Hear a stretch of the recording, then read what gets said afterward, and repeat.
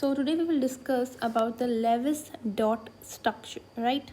So first of all, what actually Lewis said? What was his theory, right?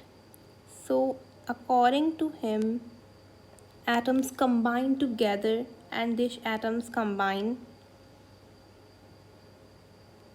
right, to share electron.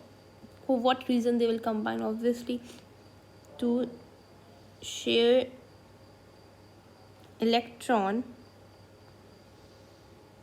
to get stability, to get, because they want to be stable, right, to get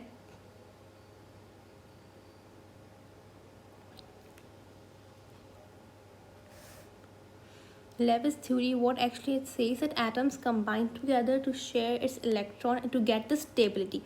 What actually happens, actually they want to acquire the configuration, electronic configuration of the noble gas. They want to acquire noble gas configuration.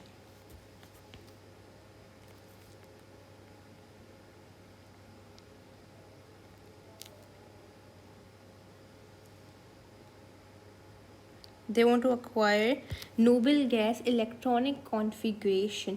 Actually they follow the octet rule, octet rule, right? They want to get octet rule.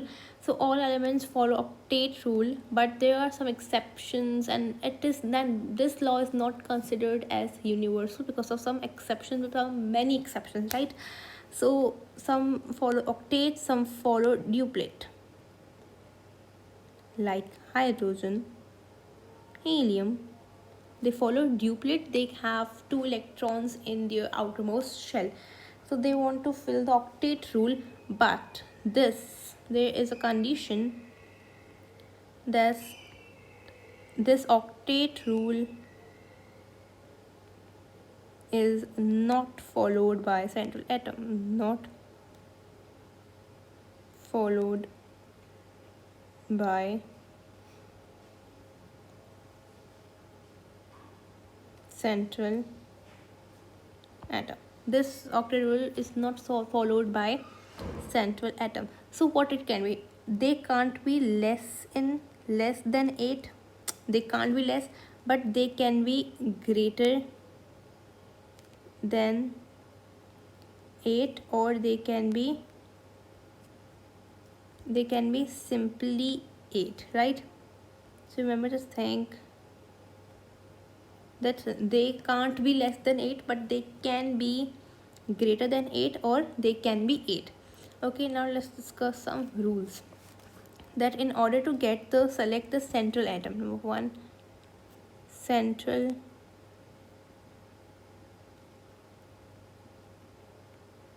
atom, right? For central atom, we will select the least number 1 atom. Least number. The atom must be in least number. Then if like there are 2 atoms who are having least number, how we will do that? Then we will check their electronegativity. The less electronegative,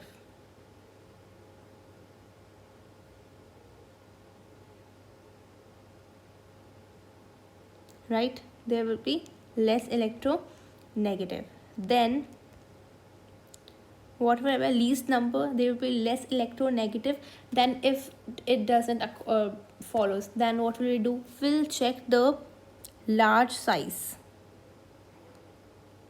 or you can say high atomic number. So in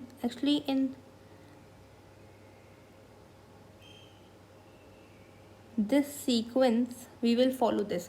Like first, if there are, we will follow that there is the least number, that the atom, for example, we are having compound CH4, right? Here we will take C because it is least number. But what there is a less, like both are having least number, then we will check the one which is having less electron, just less electronegative.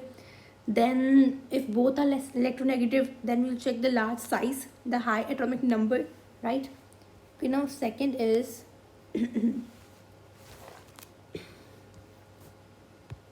second rule is hydrogen and fluorine can never be, they can never be central atom. Hydrogen and fluorine can never be central atom, right? So what kind of atoms there will be in center, right? So they can be oxygen, sulfur, they can be phosphorus, they can be nitrogen, they can be, like chlorine can also come but not fluorine, right? That can be carbon, that can be silicon, right? These type of atoms, these type of central atoms can, central atom can come, right? The octet rule, like I've talked, like there, like central atom can, like can sometimes neglect this octet rule, like it can't have less than 8 but it can have greater than 8 or 8. But we're talking about the side atoms, right? Yeah, side atoms, or you can say corner atoms, they must complete octet, they must complete octet, right? Now the central atom, it always tries to be in central atom always tries to be in maximum covalency. It tries to remain in maximum covalency. Like talking about nitrogen, its maximum covalency is 4. Now you will be wondering that why not 5? So remember this thing, nitrogen never forms pentavalent. Nitrogen never forms pentavalent, right? Nitrogen never forms pentavalent. It can form 3. It can form 3, it can form 4, but it will never form 5, right? Talking about carbon, its maximum covalency is 4. Oxygen, it can be 2, it can be 4. Talking about sulfur, it can be 2, 4, 6, right? Talking about chlorine, it is 1, 3, 5, 7, right? Talking about phosphorus, 3, 5. Like phosphorus can form 5 pentavalent, but it won't form 4. Like in nitrogen there is 4, right? So silicon, basically silicon, it also forms 4 like carbon. Carbon also form 4. Now let's just let me tell you the formula for calculating this, how to make this lab structure, and in that next video I'll be teaching you how to make structures. So basically what you have to do, first of all, you have to find the Q. Q is equal to total number. Okay, wait a minute. Before going to that, I must discuss one more. If there is positive charge, that must be on the central atom. The positive charge is always on the central atom. And if there is a negative charge, right, so that must be in the corner atom, that will be on the corner atom. For example, NO3 minus 1. So over here, that's this charge is on the corner atom. For example, SO42 minus. So in like this ion, the center, like the charge is on the corner atom, not on the central atom, and you will be get to know about this when I will discussing the structures, right? So now let's just discuss the formula. First of all, Q is total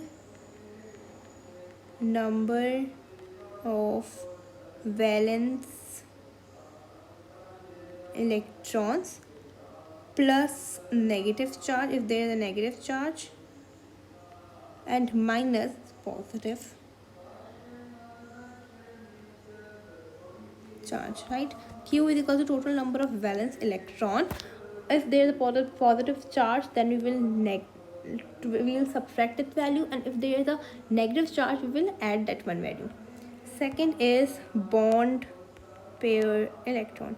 After forming one bond, we will multiply that bond pair with that, then we will get bond pair electron, right?